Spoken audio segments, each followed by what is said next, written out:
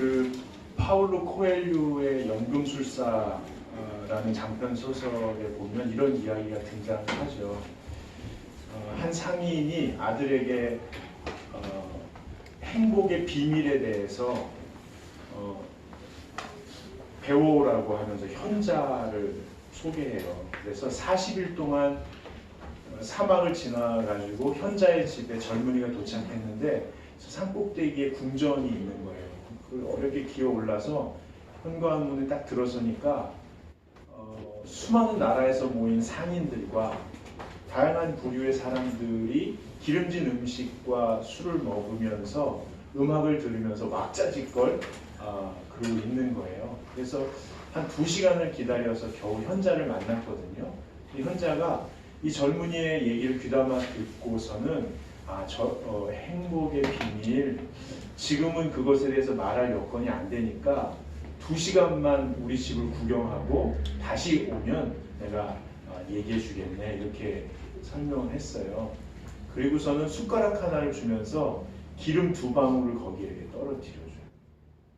단 조건이 있는데 이것은 절대로 떨어뜨리면 안 되네. 2시간 동안 들고 이렇게 돌아다닌 다음에 왔어요. 현자가 보자마자 자네는 우리 식당에 있는 그 페르시안 카펫을 봤는가?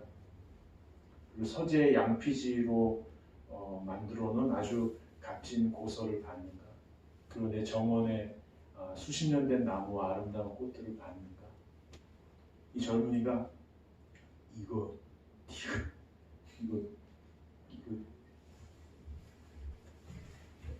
못 봤는데요.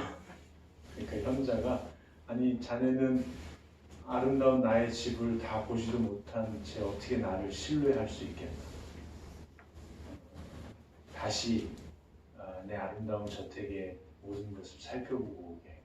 그래서 이 친구가 또 2시간 동안 이렇게 보는 거예요. 그런데 너무 아름다운 거죠. 천장과 벽과 인테리어 소품과 고서들 펼쳐보고 또 정원의 그 아름다운 나무와 꽃들을 다 보고 다시 현자를 만나서는 책들이 너무 아름답고 나무와 꽃들이 너무 아름답고 천장의 그 그림이 너무 아름다워요 하고 장황하게 쭉 설명을 하니까 현자가 기름 2방울 어디다 놨나 그때야 젊은이가 떨어뜨린 걸 알아요.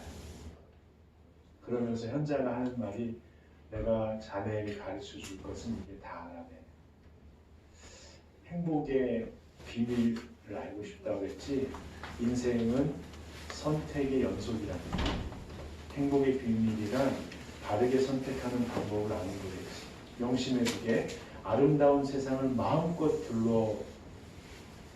둘러보되 기름 2방울을 잊지 말아야 돼.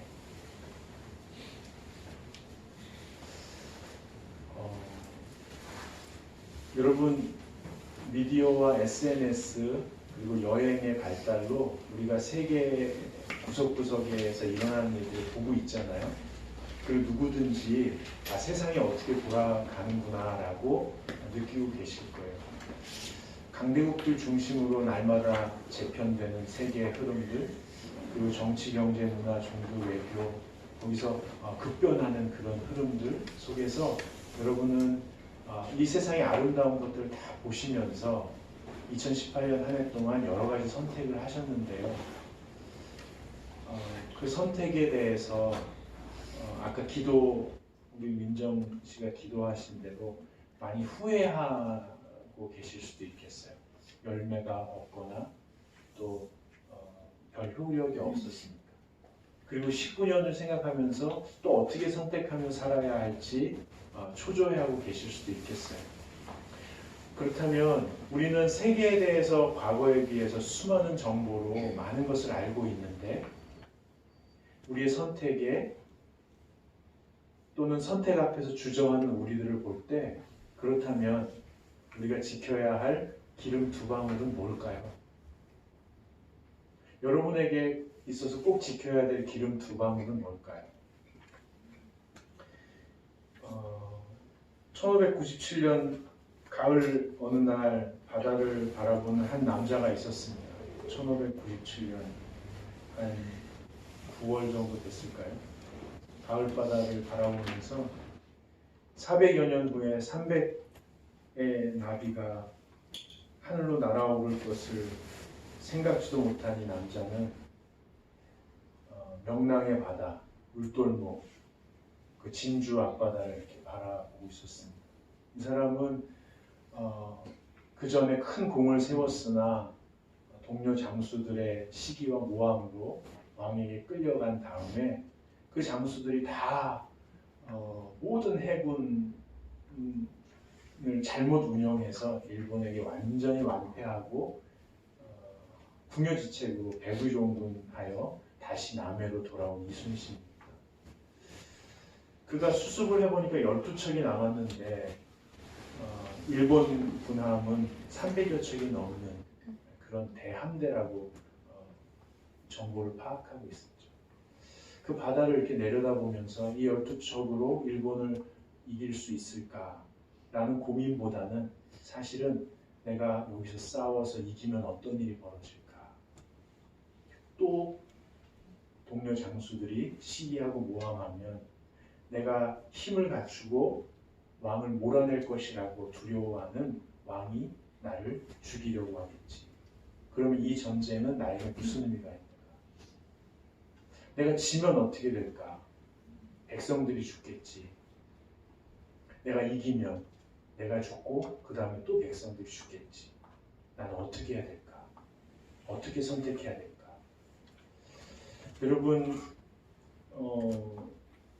난중일기를 기초로 쓴 그 칼의 노래라는 소설에 보면 그렇게 복잡한 상황 속에서 도저히 선택할 수 없을 때 이순신은 가장 기본으로 돌아갔다고 하더라고요. 백성을 지켜야 된다. 그래서 나는 싸워야 된다. 그리고 이겨야 된다. 그 다음에 죽으면 죽으리라. 여러분, 우리가 지켜야 될 기본은 뭘까요? 오늘 마리아와 요셉, 그 가난하고 외로운 어린 부부가 아기 예수를 말구에 두었잖아요. 첫날은 아마 정신없이 지나갔을 거예요. 목동도 오고 멀리서 동방박사도 오고 그러면 축하한다고 하고 막 이렇게 하다가 간 거예요. 그러고 나면 이제 고치면 젖 먹이고 일어나면 잠 재우고 하면서 밤새 잠을 못 자고 설치다가 일주일이 지난 거예요. 몸이 피곤한 것은 근근히 버틸 수 있었는데 이 어린 부부가 정말 고민이 뭐였을까 싶어요. 전 처음에 마구간에서 계속 지냈을까? 아니면 방을 구했을까? 어떻게 살았을까? 그 8일 동안 어떻게 지냈을까? 그 육체적인 생활의 어려움들에 대해서 살펴봤거든요. 근데 이 아이가 세상을 구원할 특별한 아이가 온 거예요. 그러면 이 아이를 어떻게 키워야 될까요? 특별한 아이가 왔으니까 특별한 아이로 키우려면 특별한 부모가 돼야 되나? 여러분 감이 잘 안 오시죠? 여러분 그 산부인과 애들 태어날 때 산부인과 정할 때 고민 많이 하셨죠? 그리고 또 이게 뭐죠? 조리원 구할 때 많이 고민하시고 어린이집 정할 때, 유치원 정할 때, 초중고등학교 정할 때, 대학교는 우리가 못 정하죠. 할 때 얼마나 고민하셔요. 근데 이 어린 부부, 조그만 아이들이 이 특별한 아이를 어떻게 키워야 되는가 얼마나 고민했을까요? 어떤 선택을 해야 될까? 동방 박사랑 같이 찍은 사진을 SNS에 올려? 아니, 땀에 절어서 달려와서는 온몸으로 천사와 만났던 얘기를 했던 목동들의 인터뷰를 페이스북에 올려?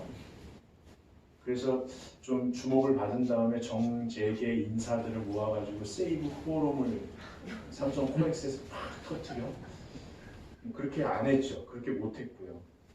근데 이 어린 부부가 아이 예수 아들을 키우기 위해서 첫 번째 선택한 게 뭐냐면 율법에 따라 예루살렘 성전으로 찾아간 거예요.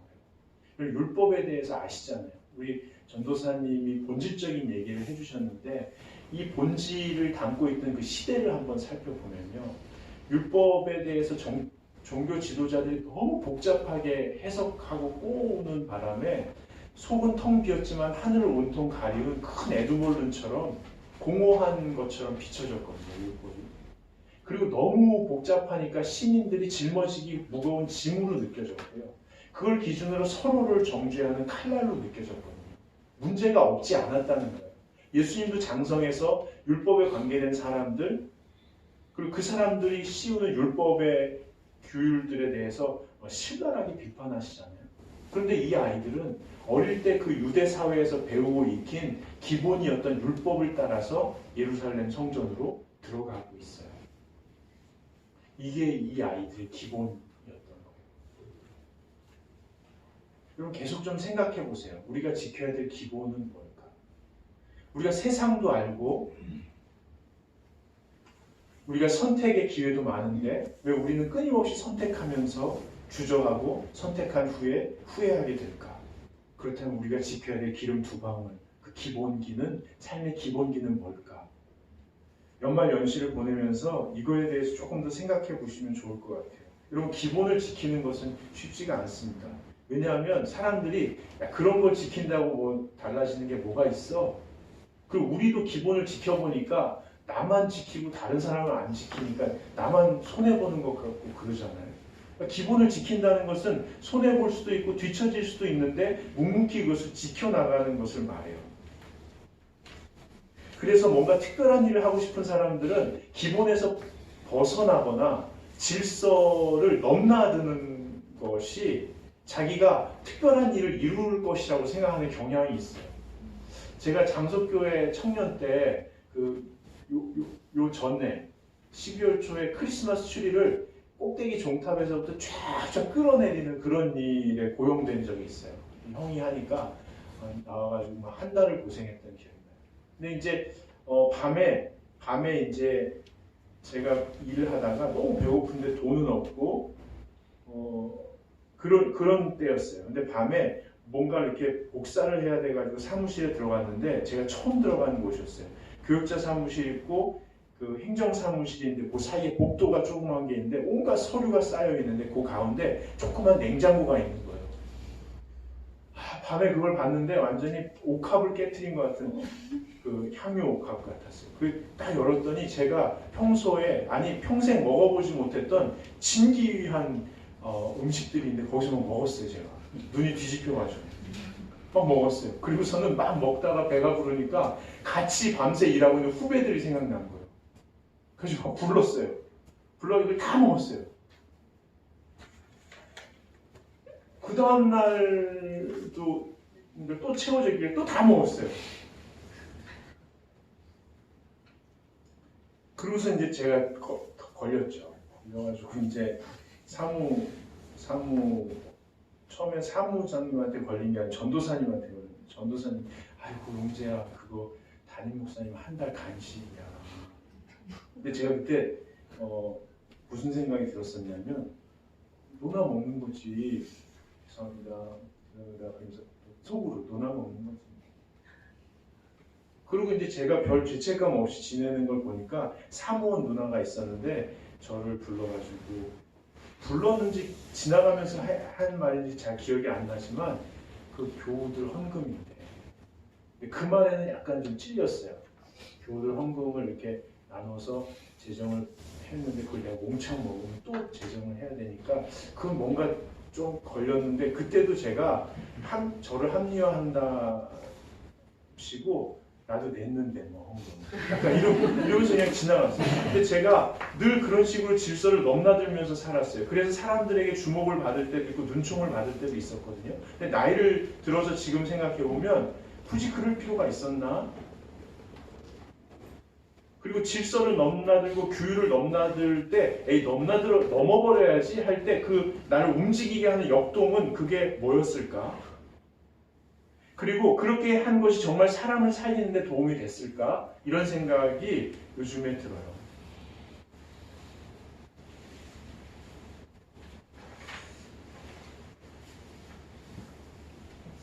여러분 저도 그랬지만 이렇게 넘나드는 사람들은 질서를 지키는 사람들을 보면 좀 답답해해요. 당신은 손해보면서 왜 그렇게 사세요? 헛수고라고 생각하지 않아요? 이렇게 물어보는 거예요. 그런데 기본을 지키는 사람들은요 이렇게 얘기하더라고요. 저는 이렇게 사는 것밖에 몰라요. 그래서 어설퍼 보여요. 여러분 신호를 잘 지키는 사람들, 또 어린이나 여성이 지나가면 잠깐 멈추는 사람들, 뒤에서 얼마나 빵빵거려요? 저도 막 빵빵거리지만. 식당 종업원의 지시를 그냥 따르는 사람들, 뭔가 컴플레인 할 거 있는데도 그냥 이렇게 수긍하며 한 끼 맛있게 먹고 그냥 가는 사람들, 직장 내규를 끝까지 지키는 사람들, 모임의 자리에 일찍 와서 끝까지 지키는 사람들, 뭔가 어설퍼 보이는 거예요. 왜 저렇게 하나 이런. 그런데 그분들은, 기본을 지키는 사람들은 그렇게 사는 것밖에 모르는 거예요. 그렇게 살면 다 해결되진 않아요. 사회의 기본을 지킨다고 모든 게 해결되진 않아요. 그런데도 자기가 할 수 있는 게 그거니까 정성껏 그걸 지키는 거예요. 그래서 기본을 지켜도 안 되는 인생이니까 그래서 하나님께 간구하는 거예요. 하나님, 제가 할 수 있는 게 여기까지인데 더 이상 할 수 있는 게 없습니다. 그러니까 불쌍히 여기시고 덮어주십시오. 그래서 기본을 지키는 사람들은 어설프고요, 어설픈 사람들은 간절해요. 주님께서 도와달라는 거죠. 간절함은 곧 자기를 드리는 게 돼요. 여러분 23절을 한번 보세요. 이는 주의 율법에 쓴 바 첫 해에 처음 난 남자마다 주의 거룩한 자라 하리라 한 대로 아기를 주께 드리고, 이 어린 소년 부부는 율법, 기본을 지키고 예루살렘 성전으로 가서 결국 아기를 주님께 드리고 있어요. 여러분 기본을 지킨다는 것은 우리를 주님에게 드리는 거예요. 여러분 우리가 속한 가정, 교회, 일터, 그리고 우리 아이들이 다니는 유치원과 어린이집, 학교, 거기에 자꾸 큰 문제들이 있죠. 완벽할 수 없어요. 그래서 어설퍼 보여요. 그래서 우리는 아이를 보내놓고 주님 앞에 더 기도하는 거예요. 주님 도와주십시오. 도와주십시오. 여러분 간절함은 주님 앞에 켜놓은 촛불과 같아요. 끊임없이 흔들리는 거예요. 잘 될까? 잘 안 될까? 내가 잘하고 있는 건가? 내가 잘못하고 있는 건 아닌가? 끊임없이 흔들리죠. 여러분 제가 질문 몇 가지 드릴게요. 아침에 일어나면 손 모으고 침대에서 기도하는 것, 아니면 자리를 옮겨서 잠깐 기도하는 것은 진실인가요? 그냥 절차인가요? 뒤이어 일어나는 식구들에게 메인 목소리로 안부, 잘 잤어? 좋은 아침, 이렇게 안부를 묻는 것은 애정인가요? 형식인가요? 큰 소리로 몰아붙여서 애들을 아침을 먹이는 것은 아이들에게 건강인가요? 짜증인가요? 기계 부속품처럼 느껴질 정도의 업무를 끊임없이 감당하는 것은 내 인생의 보람인가요? 착취당하는 것일까요? 여러분 그래요. 똑같은 일이에요. 형식적인 것 같아요. 절차 같아요. 그렇지만 양가감정이 있죠. 이건가? 그러면서도 우리는 우리가 선택한 삶의 자리에서 우리 가정, 우리 교회, 우리 일터, 우리가 선택한 학교에 아이들을 보내고 우리가 선택한 유치원에 아이들을 보내면서 끊임없이 흔들리면서도 그 기본, 그 자리를 지키면서 우리는 간절히 기도하고 있어요. 그거는 사실 형식도 절차도 착취도 아니었던 거예요. 그것은 예배였던 거예요.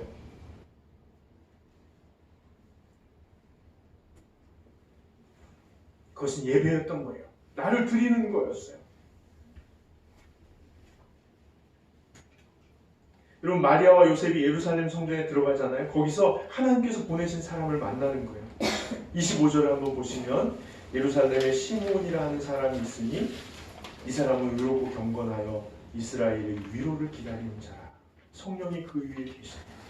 이스라엘의 위로, 하나님의 온전하신 율법, 십계명을 갖고도 이상한 종교 사회를 만들어낸 이스라엘, 완벽한 하나님의 말씀을 갖고도 이상하게 무너져가는 사회를 만들어낸 이스라엘에 주님의 위로가 필요하다고 믿고 기다리는 사람이 있었던 거예요.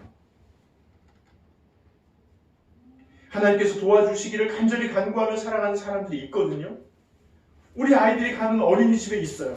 우리 아이들이 가는 유치원에 있어요. 우리 아이들이 가는 초등학교에 있어요. 우리가 가는 교회에, 우리가 가는 직장에 이렇게 위로를 기다리고 도움을 구하는 사람들이 있어요. 그런데 이 사람들은요, 그저 자기 자리에서 기본을 지키고 마음으로 간절히 구하는 사람이기 때문에 눈에 잘 안 띄어요. 그리고 심지어는 저 사람이 우리 아이한테 도움이 되겠어? 저 사람이 나한테 도움이 되겠어? 오히려 방해가 될지도 몰라 라고 보일 수도 있어요.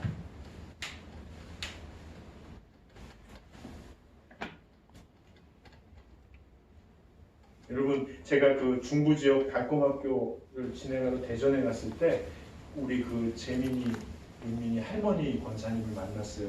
권사님한테 제 얘기를 들었어요. 그 재민이 아버지가 김지용이라는 목사님이시거든요. 100kg 정도 드시는 분이시죠. 체중 유지하느라고 계속 드시는 분이 100kg. 근데 그 김지용 목사님의 아버님이 김상휘 장로님이시거든요. 김상휘 장로님은 잠자리에서 동화책을 그렇게 읽어주셨대요. 아이들한테. 김지용 목사님 어릴 때 여기 곰이 있어요. 큰 곰이요. 근데 이 옴니곰이 언덕에 둔너 있어요. 아이고 예쁜 아기 곰이 아장아장 걸어오네요. 예쁘죠? 지용 목사님도 사투리로 동화책을 계속 읽으셨대요. 그리고 그 옆에 아버님이 계셨어요. 아버님이 존경받는 공무원이시거든요. 성실하고 정직하고 타협하지 않는 그런 공무원 은퇴하셨는데 같이 식사를 하면서 그 얘기를 들었어요. 근데 그 아버님이 이어서 말씀하시는 거예요. 목사님, 하지만 지는요 간절히 기도했어요. 제가 부족하니까 우리 아이들 신앙 안에서 자라도록 간절히 기도했어요. 여러분, 김주영 목사님이 영어를 얼마나 잘하는지 몰라요. 다산에서 해외 연수를 가면 통역도 하고 자료 번역도 하고 영어를 얼마나 잘하는지. 우리 재민이 윤민이가 가끔 대전 갔다 오면 사투리를 저한테 얘기했어요. 저는 재민이 윤민이가 자기 아버지보다 훨씬 건강하고 멋있는 아이로 자랄 줄 믿습니다. 그리고 하나님께서 돕는 손길을 다 주셨어요. 서로 돕게 하셨어요.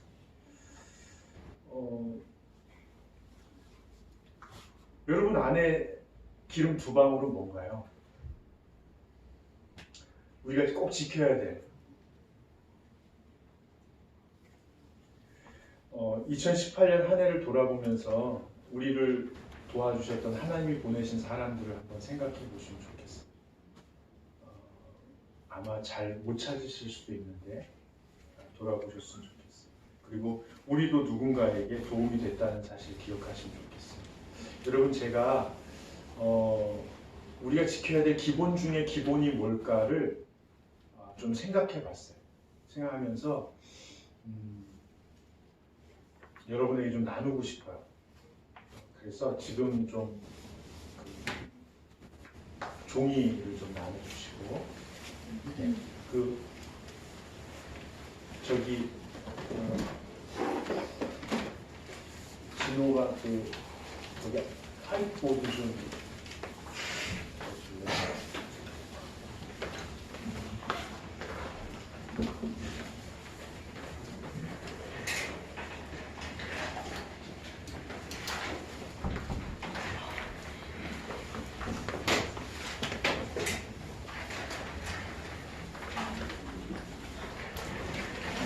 귀에 들리시죠?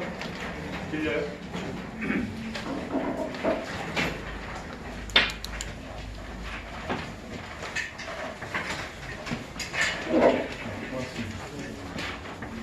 안 들리시면 앞으로 좀 오셔도 돼요. 여러분 저는 개신교 목사거든요. 개신교 목사인데 저는 교회 다니지 않는 분들한테 설교할 기회가 참 많아요.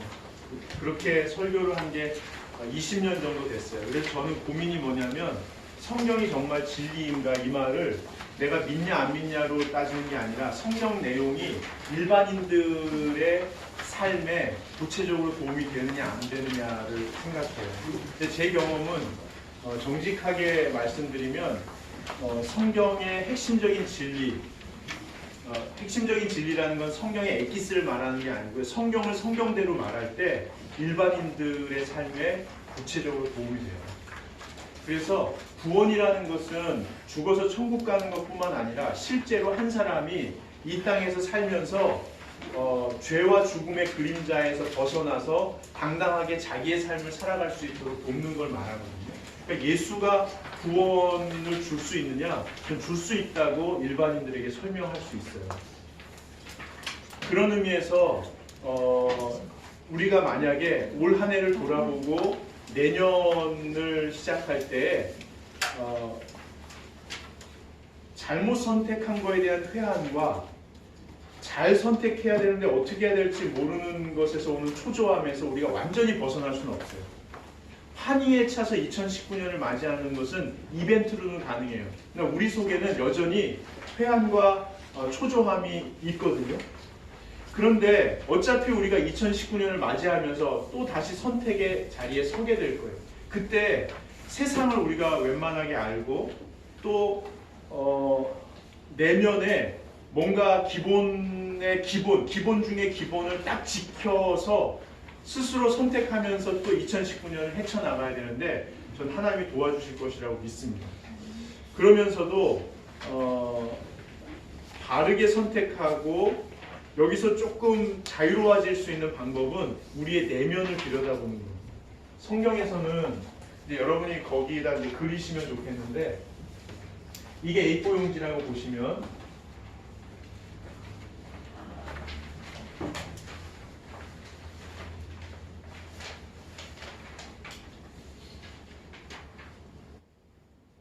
오, 잘 그렸다.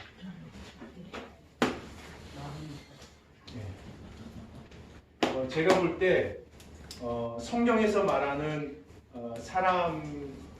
우리 인생의 핵심적인 요소가 무엇인가? 하나님께서 우리에게 시간과 재정과 역량과 에너지를 주셨잖아요. 그럼 우리가 내년에 이것을 어떻게 사용할 것인지에 대해서 앞으로 계획을 세우셔야 되는데요. 성경에서는 영혼을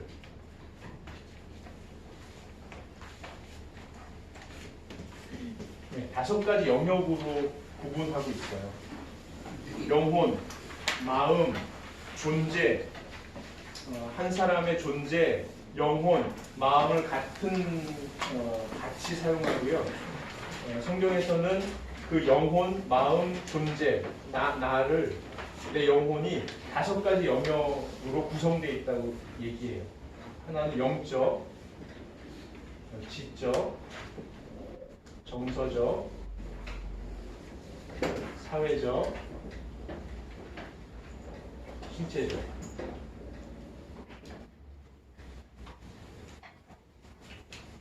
영적이라는 것은 뭐냐면 하나님을 더 사랑하게 되는 거거든요. 그러니까 여러분이 내년에 여러분의 에너지를, 즉 바른 선택을 하기 위해서는 내면이 건강해야 되는데 내면이 건강한다는 것은 이 다섯 가지 영역에서 성장한다는 거거든요. 그럼 영적으로 성장한다는 것은 뭐냐면 하나님을 더 사랑하는 사람이 되어가는 걸 말해요. 자, 그러면 하나님을 더 사랑하는 사람이 되어간다는 것은 뭐냐면 하나님이 계신 것, 하나님이 좋은 분이라는 것, 하나님이 나를 도와주신다는 사실을 그냥 믿음으로 받아들이는 것을 말해요. 일반인들에게도요, 신이 있다 없다 말하기 전에 나를 초월하신 어떤 신적인 존재 내지는 조물주가 계시다는 것을 믿고 그분이 좋은 분이라고 믿고 그분이 나를 도와주신다고 믿는 사람들이 훨씬 관대하고 너그럽게 상황을 보고 사람을 대하면서 풍성한 가운데 바른 선택을 할 가능성이 커요.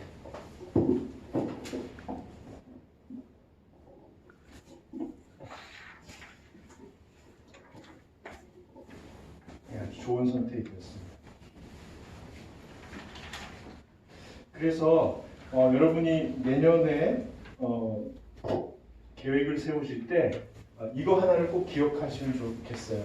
내가 하나님을 더 사랑하게 되는 것, 하나님의 사랑을 받아들이는 데에 꼭 해야 될 것이 뭘까 생각해 보는 거예요. 두 번째는 지적인데요. 우리 기독교에서는 지적인 것을 얘기할 때 뭐라고 얘기하냐면 모든 세상 만물에서 문제를 해결하는 키가 뭐냐는 거예요. 그 사람이 지혜 있다, 지식이 많다 이렇게 할 때 모든 문제를 해결하는 키가 뭔지를 알고 있냐는 거예요. 근데 여러분 모든 갈등 상황에서 키가 뭐예요? 모든 갈등 상황에서 갈등이 해결하는 포인트가 뭐예요? 또 공연이나 문학 작품에서 갈등 상황에서 갈등의 문제가 해결되는 포인트가 뭐예요? 정치 경제에서 이권을 다투는 사람들이 딱 부딪혔을 때 갈등이 해결되는 포인트가 뭐예요?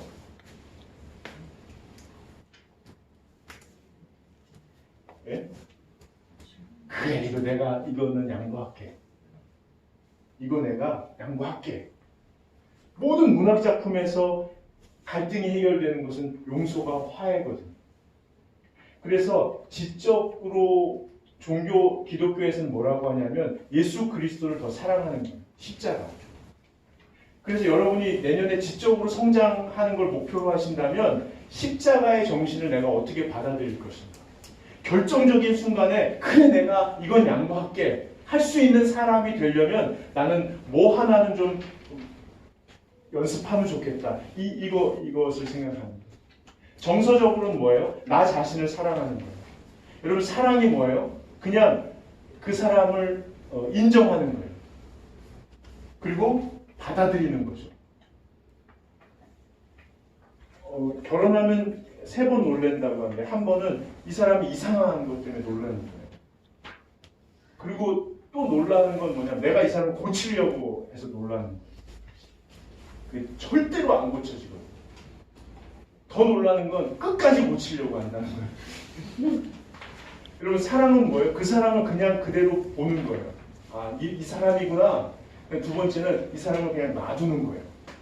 자기를 사랑한다는 건 뭐냐면 나를 그대로 이해하는 거예요. 그리고 나를 그냥 못 살게 굴지 않고 놔두는 거예요. 정서적으로. 나를 이해하고 나를 놔두려면 어떻게 해야 되는지를 그렇게 하려면 뭘 해야 되는지를 한번 생각해 보는 게 연초 계획이 아주 중요합니다. 사회적으로는 너를 사랑하는 거예요. 너를 이해하고 너를 그냥 놔두는 거죠. 그렇게 연습을 해야 되는지를 생각해 보는 거예요. 신체적으로는 일상을 사랑하는 거예요. 일상, 고단하고 지루하죠. 그러나 기분을 지키기 위해서 자리를 지키는 거예요. 여러분이 내년 계획을 세우실 때 여러분의 내면에 꼭 지켜야 되는 이 5가지를 꼭 생각해 보시면 좋겠어요. 여기 한번 이렇게 쳐보실래요? 요거 다음이 가족, 교우, 동료, 이웃, 이방인. 요 다음이 관계로 넘어갑니다. 여러분 많이 보셨을 거예요. 어떤 사람은 일을 너무너무 잘하는데 열심히 하는데 관계가 다 깨지는 사람들이 있어요. 또 어떤 사람은 관계를 되게 깊이 맺으려고 하는데 일을 마무리 못하는 사람들이 있어요. 왜 그러냐면 여기에서 건강하게 채워져야 이쪽으로 흘러가게 되거든요.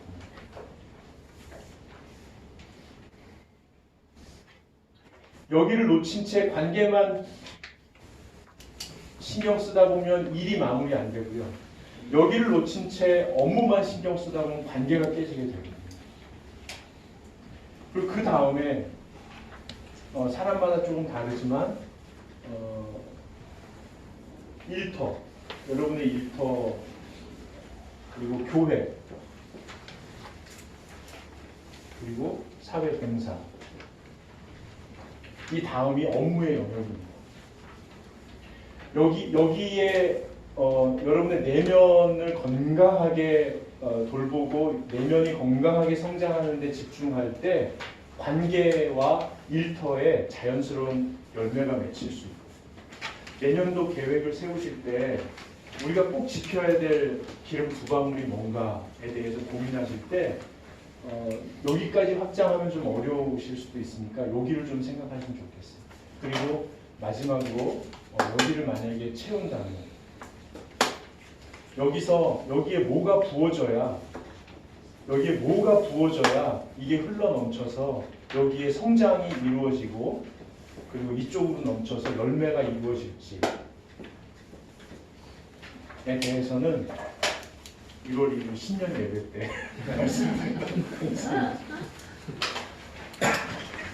혹시 질문 있으세요?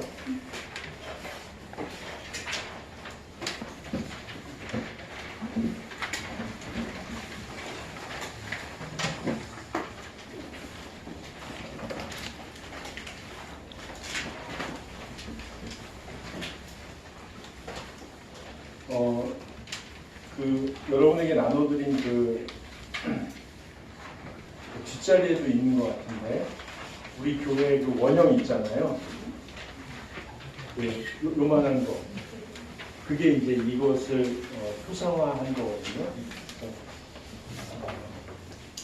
뒤에 있죠, 선생님. 한번 보여주세요. 없으신 분들은 챙겨서 가져가시면 되겠습니다. 예. 다 함께 549장 찬송